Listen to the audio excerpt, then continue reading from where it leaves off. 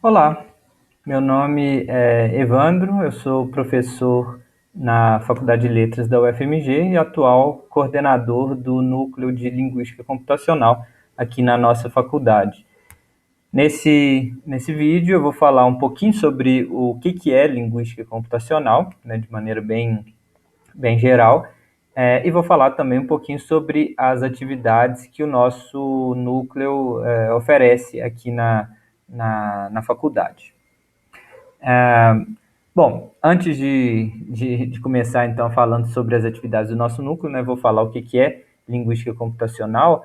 Muitas pessoas assustam quando a gente fala em linguística computacional, porque pensam que linguística e ciência da computação são duas áreas muito distantes, né, duas áreas muito diferentes, né? Então existe essa coisa da humanas versus exatas, né? Quer dizer, são dois mundos diferentes e tal. Mas na verdade não tem nada disso, né? A gente precisa quebrar um pouco essa barreira, né? Quebrar um pouco o medo, né? Dos estudantes de letras de ingressarem aí no mundo da computação e vice-versa, né? Um pouco dos alunos da computação de ingressarem aí no universo dos estudos da linguagem. Ah, as duas áreas, né, linguística e ciência da computação, elas compartilham uma base teórica muito, né, elas compartilham uma base teórica muito forte e isso já de décadas para trás, então não é uma coisa recente essa relação entre linguística e computação. Mas nos últimos tempos tem ficado cada vez mais relevante essa união entre essas duas áreas e entre os pesquisadores dessas duas áreas, porque a gente tem visto cada vez mais aplicações no nosso dia a dia que fazem uso do conhecimento compartilhado entre a linguística e a ciência da computação. Vou mostrar alguns exemplos aqui para vocês, né? Isso aqui, essa tela aqui, acho que todo mundo já viu, né? Essa tela, né, de uma máquina de busca, né? Aqui no caso do Google, que que ela faz? Ela pega o texto que você dá, né? O texto que você coloca ali no espaço, né, destinado ao texto, e faz uma busca na web e te retorna quais são as páginas da web mais relevantes para aquela sua busca. Bom, para isso existe um algoritmo, né, um algoritmo do Google que faz isso e também as outras empresas, né, tem o Bing, etc., tem os seus algoritmos também. Mas o interessante é que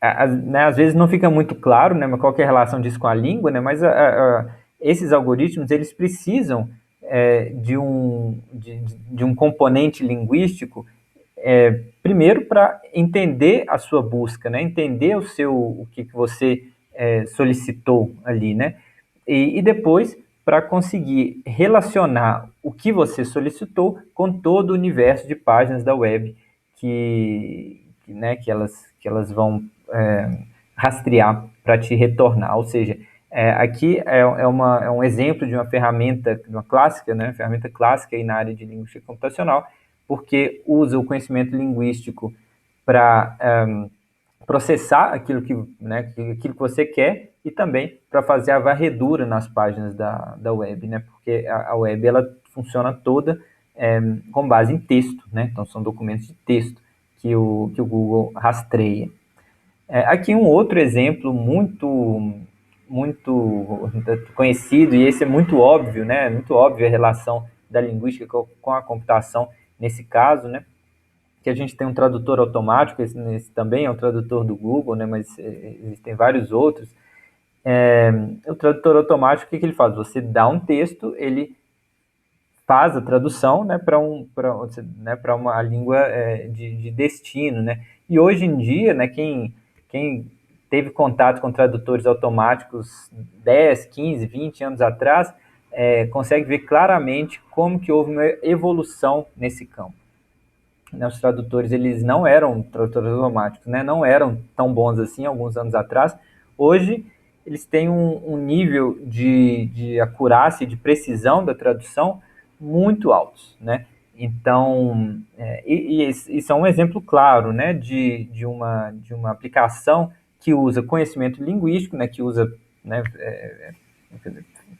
É uma ferramenta linguística, né?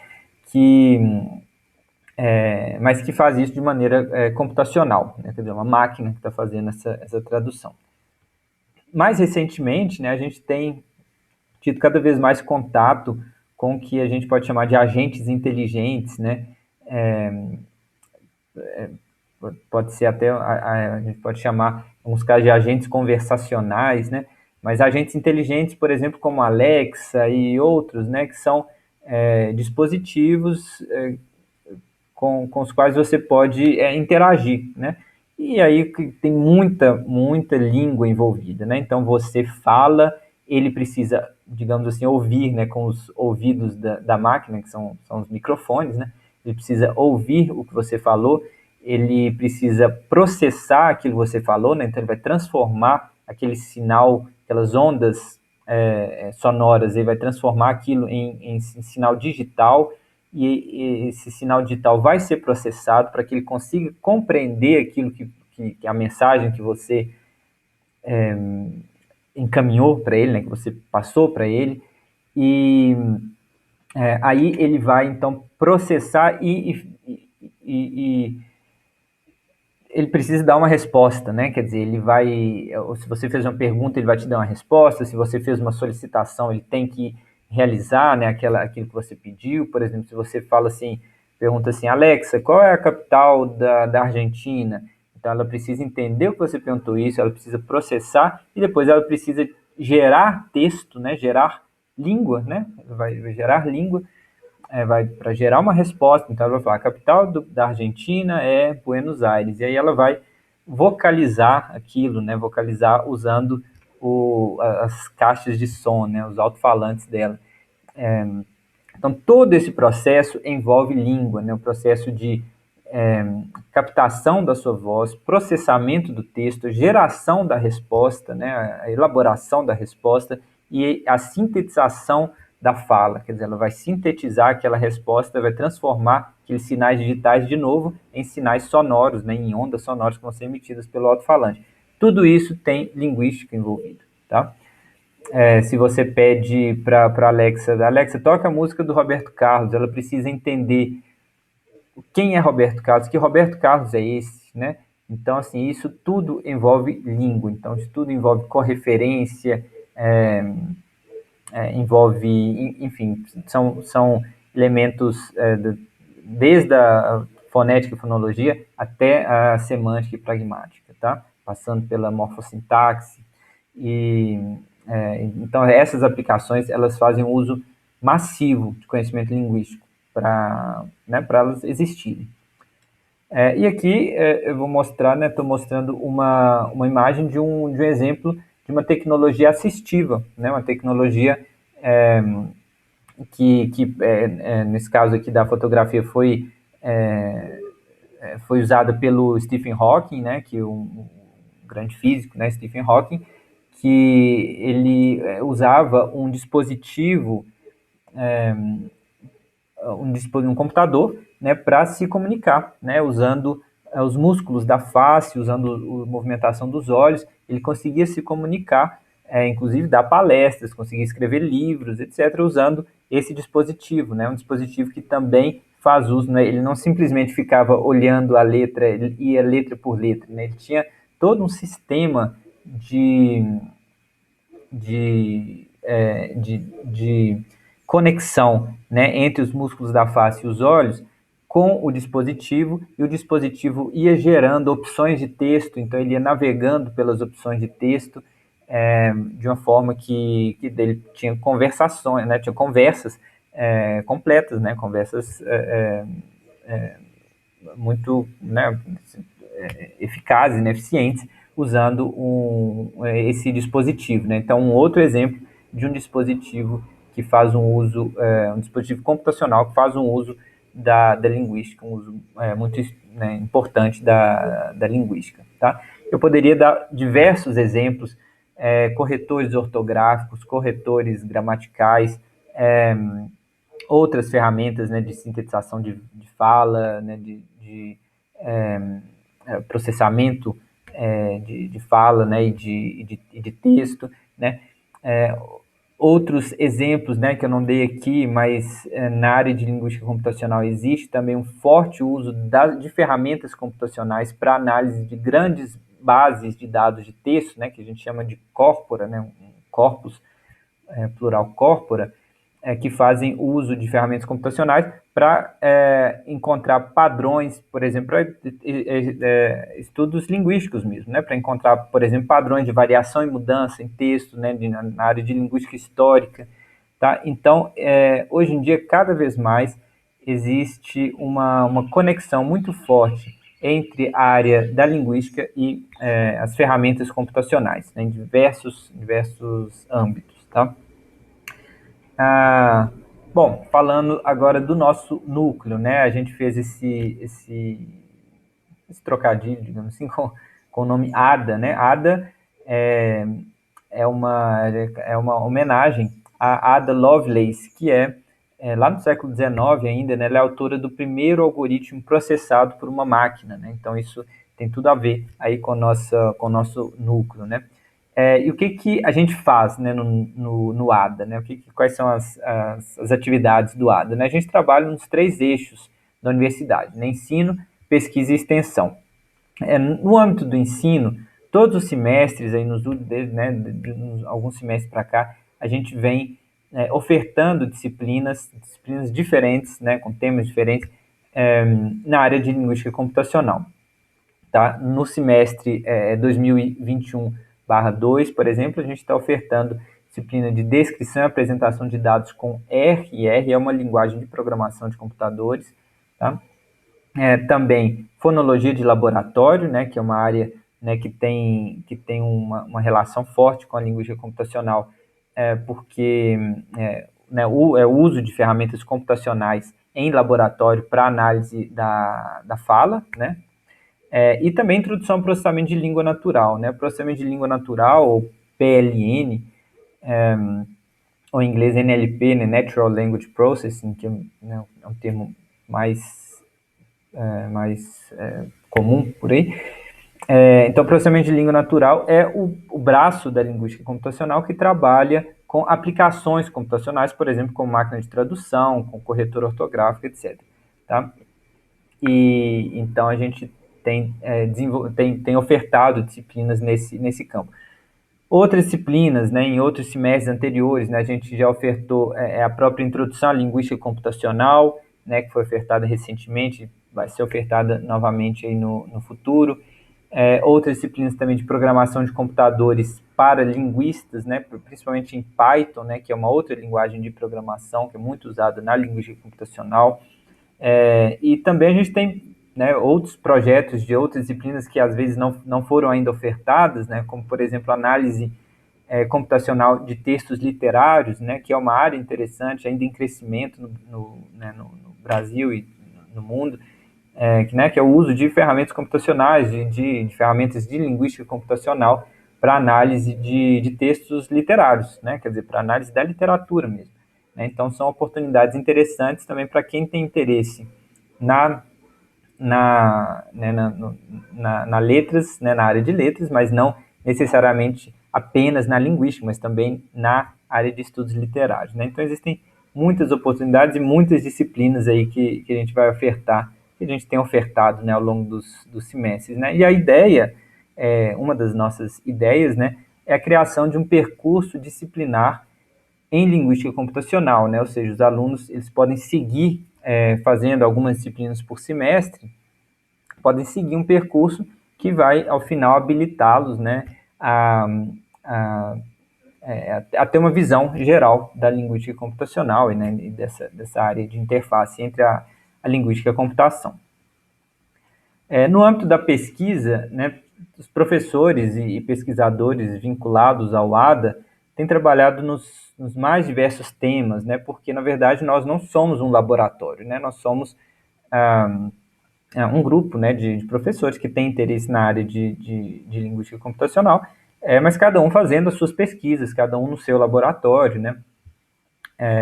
Então, tem alguns dos professores trabalhando com fala, né, que a gente já falou, né, de fonética e fonologia experimental, né, ciência e tecnologia da fala.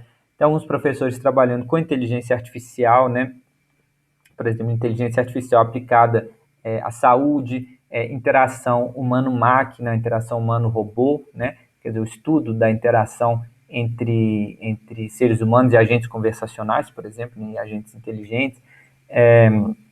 Também a linguística forense computacional, quer dizer, o uso de ferramentas computacionais e métodos computacionais na área de linguística forense, né, para a solução, por exemplo, de investigação, né, para o uso em investigações, né, que utilizam, por exemplo, usando análise de cartas de ameaça ou de análise de plágio, por exemplo, né, esse tipo de texto. Também linguística histórica computacional, né, quer dizer, o uso de ferramentas computacionais para analisar, sobretudo, o processo da variação e mudança linguística ao longo do tempo, né? Alguns pesquisadores também têm trabalhado com temas como modelagem, simulação computacional e matemática, né, de fenômenos linguísticos, quer dizer, você tentar simular em computador o que acontece em uma comunidade de fala, né, o que acontece com as pessoas interagindo, né, você simular isso no computador e ver, né, mudando alguns parâmetros e ver os resultados, né, são áreas também da linguística computacional. E também, né, professores trabalhando com tradução automática, com chatbots, né, que são esses agentes conversacionais, né, esses agentes né, que você por exemplo, você telefone e conversa com um robô, né, no telefone, ou que você entra num site e conversa com um chatbot, ali, um robozinho né, que interage com você para responder as suas perguntas, né, e muitos outros temas de pesquisa que os professores e pesquisadores da Faculdade de Letras têm desenvolvido, né. Sobretudo, aqui os professores do nosso núcleo, né, que estão atualmente vinculados ao nosso núcleo, estão também vinculados ao Laboratório de Fonologia e ao LETRA, que é o Laboratório Experimental de Tradução. Tá? Todos os professores do ADA, daqui a pouco vou passar o link do site nosso, tem a lista dos professores, né? Todos os professores vinculados ao ADA oferecem oportunidades de realização de projetos de iniciação científica, às vezes com bolsa, às vezes voluntário, e também orientam trabalhos de conclusão de curso, né? As monografias. Tá? Então, existem muitas oportunidades para quem tiver interesse na área de se vincular, tá, aos projetos de pesquisa. E, por fim, a gente também atua na extensão, né, atualmente, sobretudo, com o ciclo de encontros chamado Um Convite para a Linguística Computacional. Né? Uma vez por mês, em datas diferentes, né, mas sempre às quartas-feiras, de 11 às 12, de 11 ao meio-dia, né, a gente faz um encontro né, gratuito, com uma apresentação, né, geralmente ali de meia hora, mais um espaço para discussão e perguntas, sobre tema, com convidados, né, às vezes somos, né, algum dos membros do núcleo, às vezes algum convidado externo, né, que fala sobre sua pesquisa, sobre sua experiência, tá, com emissão de certificados, tá, então vocês fiquem atentos aí na programação desse ciclo de palestras, que tem muita coisa interessante, tá, para quem tiver interesse.